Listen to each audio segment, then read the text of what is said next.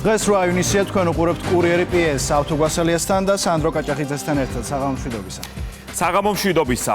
ვინ მოსინჯავს ძალებს 4 ოქტომბრის თვითმმართველობის არჩევნებში? ოპოზიციაში ერთ საკითხზე კვლავ ორი განსხვავებული პოზიციაა. შეთანხმების ყოველი მცდელობა კი ახალი განხეთქილებით სრულდება.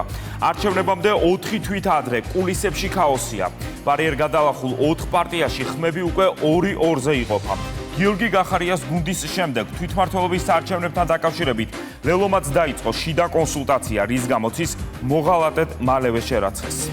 გამოიყენეთ შანსი, როგორც ჩანს, კონკრეტული ევროპარლამენტარების მოწოდებამ ქართული ოპოზიციონერების გაურკვეველ გეგმებში სიცხადე შეიტანა. ლელომ პოზიცია შეცვალა, თუმცა რას იზამენ მსხვები? ამ დრომდე საკუთარ აზრზე რჩებიან ნაციონალები და ყოფილი ნაციონალები, რომლებიც შემოდგომაზე გასამართ არჩევნებში მონაწილეობას კატეგორიულად გამორიცხავენ. დრო მოსაფიქრებლად ჯერ კიდევ არის, ამიტომ ქართულ ოცნებაში ფიქრობენ, რომ მათი ოპონენტები გარე დირექტივებს ზედმიწევნით შეასრულებენ და პოზიციებს შეცვლიან ისინიც, ვინც ამ დრომდე ბოიკოტის რეჟიმში არიან. იზი ბურნაძის რეპორტაჟი. თუკი ყველაფერი ახალი, კარგად დავიწყებული ძველია, გამოდის, რომ ლელოს სხვა ოპოზიციონერებისგან განსხვავებული არც არაფერი გაუკეთებია. ეს კინოც ბევრჯერ გვინახავს.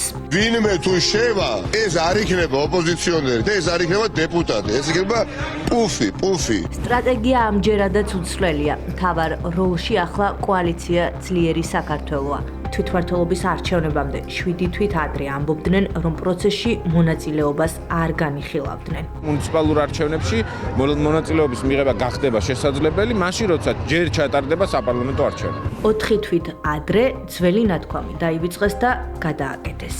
60% ფაქტობრივად გამოკითხულთა თვლის, რომ მას სურს საკუთარი ფავორიტი პარტიები იხილოს არჩევნებში. და როცა კოლეგა ოპოზიციონერებმა ვერც ბრაზი დამალეს და ვერც კრიტიკა, პოზიციაც შეარღვილეს. როდესაც მონაწილეობას გარჩევას მივიღეთ, პირველებს თქვენ გეტყვით და თქვენს ფორმულა არჩევნებზე საერთო კანდიდატი გაიყვანონ.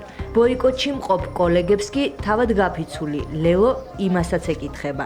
საარჩევნო ბოიკოტს რომელ ქვეყანაში მოუტანია შედეგი? სანამ კიდევ უფრო მეც იტყვიან, რაც თქვენს ისიც საკმარისი აღმოჩნდა სხვა ოპოზიციონერებისთვის, იმისთვის, რომ ლელო ხალათსა და პირადი ამბიციებით მოქმედებაში დაედანაშაულებინათ.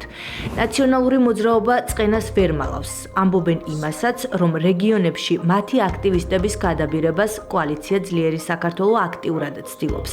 პარტიაში ლელოს შეცვლილ პოზიციას და ახალ სტრატეგიას უპატიებელ შეცდომად აფასებენ.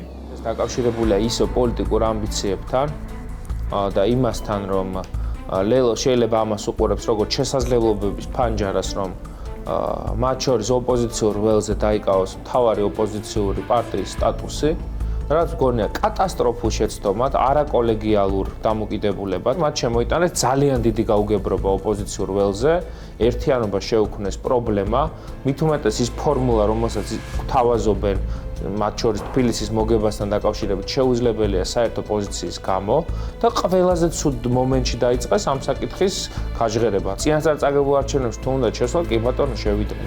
ხაზარაძე ჯაფარიძის გუნდის გადაწყვეტილება დროში ბრიუსელის მოწოდებას ემთხოვა.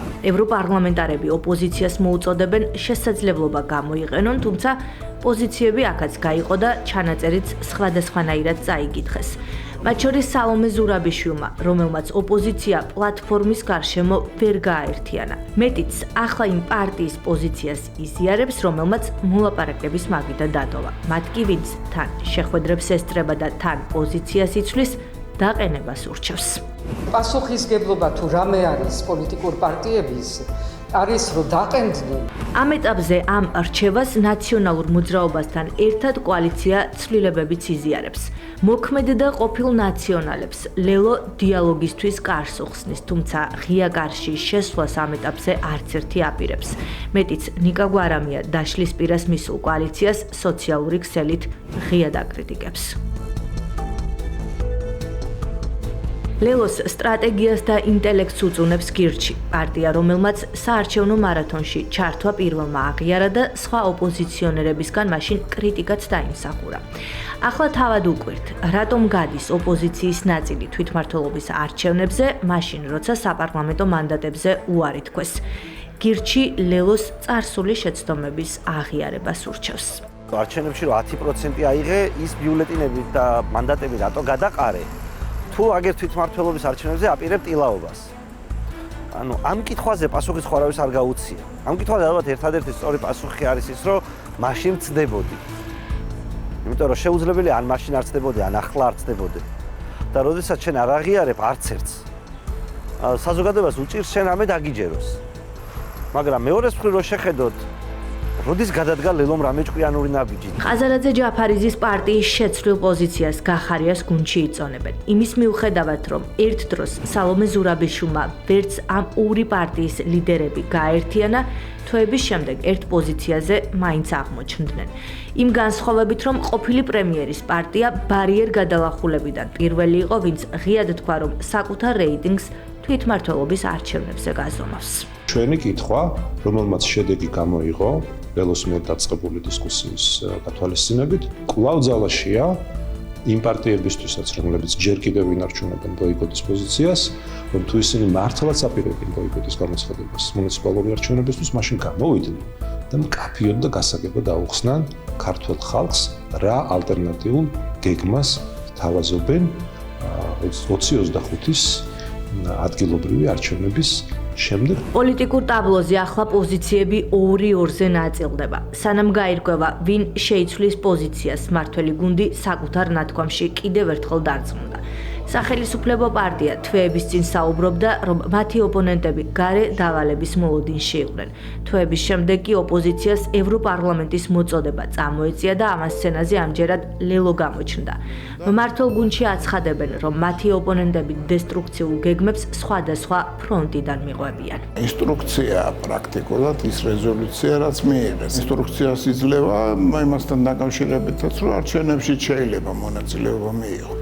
ანუ მარიონეტობაში შეჯიბრი თუ გადაწყვიტეს კოლექტიურ ნაცმოძრაობაში, ეს იმას არ ნიშნავს, რომ მათ სხვადასხვა დამოკიდებულება აქვთ საერთოდ კონსტიტუციის მიმართ, საკონსტიტუციო აი ამ წყობილების, წესწყობილების მიმართ.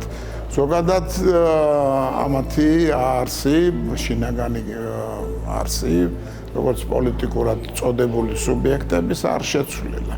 როგორც იყვნენ დესტრუქციულები, იგივენი დარჩნენ რევოლუციურ გეგმას მიყვებიან სხვადასხვა ფრონტებიდან და სხვადასხვა ფლანგებიდან. ყოფილი და მოქმედი ნაციონალები ირწმუნებიან, რომ უარის ერთგულები დარჩებიან, თუმცა მათ მიერ პოზიციების შეცვლას არ გამორიცხავს სახელისუფლებო პარტია. მთავრობის მეთაური განმარტავს, რომ ოპოზიცია საკუთარი თავის მმართველიც კი არ არის, რადგან მათი ყველა ნაბიჯი გარე ინსტრუქციაზეა დამოკიდებული. მიუხედავად ძალიან ხმამაღალი განცხადებისა, რაც საკეთებენ მაგალითად ნაცმოძრაობის საორმადგენლები, ასევე ახალი საორმადგენლები, მე ვფიქრობ, რომ საბოლოო ჯამში მათ შეუძლიათ ამ ყველაფერსაც გადაუსვან ხაზი. დღეს ისინი ასე ვთქვათ, ბრჭყალებში აბულინგებენ სხვა პარტიების, ოპოზიციური პარტიების საორმადგენლებს იმისათვის, რომ მათ სურთ თვითმმართველობის არჩევნებში მონაწილეობა, როდესაც ისინი მიიღებენ გარედან ინსტრუქციას და მე მგონია, რომ ისინი საკუთარ გადაწყვეტილებასაც შეიცვლიან. რა თქმა უნდა, ეს იქნება მათი დამცირება, მაგრამ ისინი ნებისმიერ დამცირებაზე მოაწერენ ხელს, ხო რაც წარსულშიც არაერთხელ გავუკეთებიათ. ვინ უღალატებს ნათქვამს და ვინ შეიცვლის პოზიციას. თვითმმართველობის არჩევნებამდე 4 თვე რჩება. სანამ არჩევანს საზოგადოება გააკეთებს, საკუთარი გზა ასარჩევი აქვს ოპოზიციას. მათ რიგებში კი პოლიტიკური ქაოსი გრძელდება.